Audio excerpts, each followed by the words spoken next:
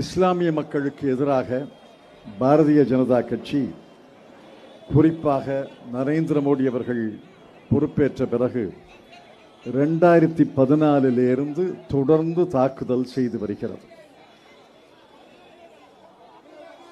பாபரி மசூதியை இடித்தது 1992.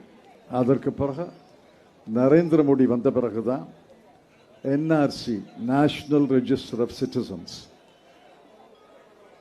அப்புறம் குடியுரிமை திருத்தச் சட்டம், இதையெல்லாம் கொண்டு வந்தார்கள். அதுக்கப்புறம் இந்தியாவின் ஒரே முஸ்லிம் பெரும்பான்மை மாநிலம் ஜம்மு காஷ்மீரை 2ஆக உடைத்து ஒரு மாநில அந்தஸ்தை பறித்து யூனியன் டெரிட்டரியாக மாற்றினார்கள். அதைத் தொடர்ந்து பொது சிவில் சட்டம் என்று உத்தராகண்டில் மாநிலத்தில் நிறைவேற்றி அதை நாடு முழுவதும் விரிக்க பார்க்கிறார்கள்.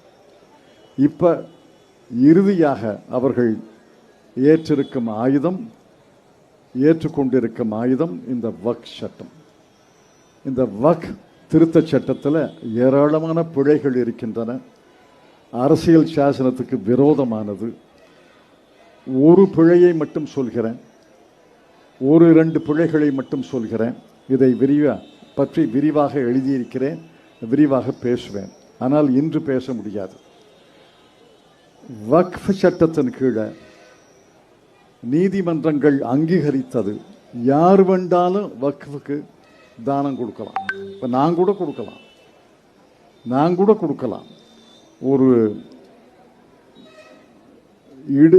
இடுகாடுக்கு நான் பணம் கொடுக்கலாம் அல்லது நிலம் கொடுக்கலாம். ஒரு மதரசாக்கு நான் கூட கொடுக்கலாம். ஆனால் இனிமே அதை செய்ய முடியாது. பழகு முறையில்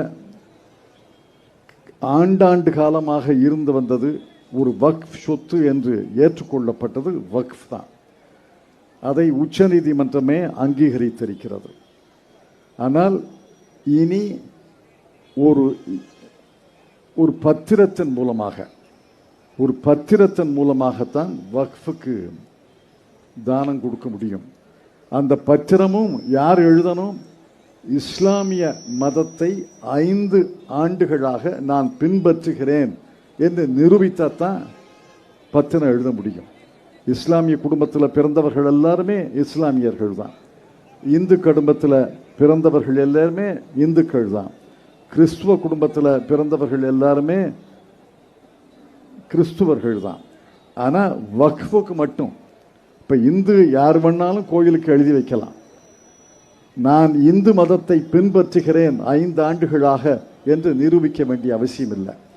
ஆனால் இஸ்லாமியர்களுக்கு மட்டும் நான் இஸ்லாமியர், 5 ஆண்டுகளாக இஸ்லாமிய மதத்தை தொடர்ந்து பின்பற்றி வருகிறேன் என்று நிரூபித்தால் தான் பத்திரம் எழுத முடியும். எதற்காக இந்துக்களுக்கு இல்லாத விதி, கிறிஸ்துவர்களுக்கு இல்லாத விதி இஸ்லாமியர்களுக்கு மட்டும் வருகிறது? கடைசியில் மிக மோசமான பிழை, அரசியல் சாசனத்துக்கு விரோதமான, அரசியல் சாசனத்தின் 26வது பிரிவுக்கு நேர் விரோதமான என்னவென்னா, இந்த வக்ஃப் போர்டில், வக்ஃப் வாரியத்தில் இஸ்லாமியர்கள் அல்லாதரையும் நியமிக்கலாம். நான் கேட்குறேன், இங்கே எல்லா கோயில்களுக்கும் அறங்காவலர் போடுறீங்க, அறங்காவலர் முஸ்லீமை போட முடியுமா? இந்து கோயில்களுக்கு அறங்காவலராக ஒரு இஸ்லாமியரை போட முடியுமா? ஏற்றுக்கொள்வார்களா? இஸ்லாமியர்களே ஏற்றுக்கொள்ள மாட்டாங்க. இந்து கோயிலுக்கு என்னையா அறங்காவலராக போடுங்க, எனக்கு இந்து மதத்தை பற்றி ஒன்றும் தெரியாதுன்னு அவங்களே மறுத்துருவாங்க. ஆனால் வக்ஃப் வாரியத்தில், மாநிலத்தில் இருக்க மிகப்பெரிய அதிகாரம் பெற்ற வக்ஃப் வாரியத்தில் இஸ்லாமியர்கள் அல்லாதவர்களையும் நியமிக்கலாம். இப்போ ஆந்திரா முதலமைச்சர் சந்திரபாபு நாயுடு போன வாரம் சொன்னார், திருப்பதி திருமலை தேவஸ்தானத்தில் இந்துக்களை தான் நியமிக்கிறீங்க, ஆனால் பணியாளர்கள் அந்த தேவஸ்தானத்தின் கீழே திருமலையில், திருப்பதியில் ஆயிரக்கணக்கான பணியாளர்கள் இருக்காங்க. அவங்க எந்த மதத்தை வேண்டாலும் சேர்ந்தவர்களாக இருக்கலாம். ஆனால் இனிமேல் திருமலை திருப்பதி தேவஸ்தானத்தில் பணியாளர்கள் கூட இந்துக்கள் மட்டும்தான் இருக்கிறாங்க.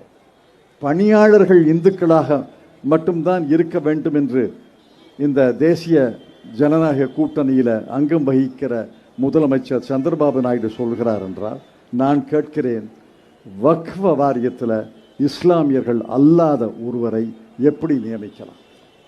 இஸ்லாமியர்கள் அல்லாதவர்கள் வக்ஃபை நிர்வகிப்பீங்களா? இஸ்லாமியர்களுக்குத்தான் அந்த உரிமை இருக்கிறது, இந்துக்களுக்கு அவர்களுக்கு உரிமை இருக்கிறது, கிறிஸ்துவர்களுக்கு அந்த உரிமை இருக்கிறது. ஒரு மதத்தினுடைய வழிபாடுகள், ஒரு மதத்தினுடைய சொத்து, ஒரு மதத்தினுடைய நிர்வாகம், அதில் இன்னொரு மதத்தினர் நுழையக்கூடாது. இதுதான் மிகப்பெரிய பிழை. இந்த சட்டம் உச்ச நீதிமன்றத்தில் வழக்கில் போனால் செல்லாது என்று உச்ச நீதிமன்றம் அறிவிக்கும் என்பதில் எனக்கு எந்த சந்தேகமும் கிடையாது. உச்ச நீதிமன்றத்தில் இந்த சட்டம் செல்லாது என்று அறிவிப்பார்கள். இந்த அளவுக்கு இஸ்லாமியர்கள் மீது வன்மத்தோடு, இஸ்லாமியர்களோடு விரோதத்தோடு, இஸ்லாமியர்களோடு குரோதத்தோடு ஒரு பெரிய போரையே தொடங்கி இருக்கிறது மோடி அரசு. இஸ்லாமியர்களைத்தானே தாக்குறாங்க, நமக்கு என்ன என்று இருந்து விடாதீர்கள். இன்று கேரளத்தில் கிறிஸ்துவர்களையும் தாக்க தொடங்கி இருக்கிறார்கள். கிறிஸ்துவர்களை தாக்க தொடங்கி அந்த RSS உடைய பத்திரிகை, ஆர்கனைசர் என்ற பத்திரிகை கட்டுரையை எழுதியிருக்கிறது. ஆக ஒவ்வொரு மதத்துக்கும் இந்த பேராபத்து வரும். இஸ்லாமியருக்கு வந்த பேராபத்து நமக்கு என்ன அப்படின்னு இருக்காதீங்க. கிறிஸ்துவர்களுக்கு வரும், சீக்கியர்களுக்கு வரும், பௌத்தர்களுக்கு வரும், ஜைனர்களுக்கு வரும். இந்து ராஷ்டிரா என்ற கொள்கையை, ஒரு தவறான கொள்கையை, இது மதச்சார்பில்லா நாடு, எல்லா மதங்களும் வாழ்கின்ற நாடு. இந்த நாட்டில் இந்து ராஷ்டிரா என்ற கொள்கையை வகுத்து கொண்டிருக்கிற RSS, BJP அவர்கள் தொடர்ந்து ஆட்சியில் இருந்தால் ஒவ்வொரு மதத்தையும், இந்து மதம் இல்லாத அனைத்து மதங்களையும் தாக்குவார்கள், குலைப்பார்கள், அதை சரி செய்வார்கள் என்று எச்சரிக்க விரும்புகிறேன். ஆகவே இஸ்லாமிய சகோதரர்களுக்கு நேர்ந்த இந்த சட்டத்தை வன்மையாக கண்டிக்கிறோம். இந்த சட்டம் செல்லாது என்று சொல்கிறோம். இந்த சட்டத்தை நிறைவேற்றிய பிரதமர், உள்துறை அமைச்சர் தமிழ்நாட்டுக்கு வராதீர்கள் என்று சொல்கிறோம். அதற்காக கோஷம் எழுப்ப போகிறோம். எல்லாரும் ஒற்றுமையாக அந்த கோஷத்தை எழுப்பி கலைந்து செல்ல வேண்டும் என்று அன்போடு கேட்டுக்கொண்டு நன்றி தெரிவித்து விடைபெற்றுக் கொள்கிறோம்.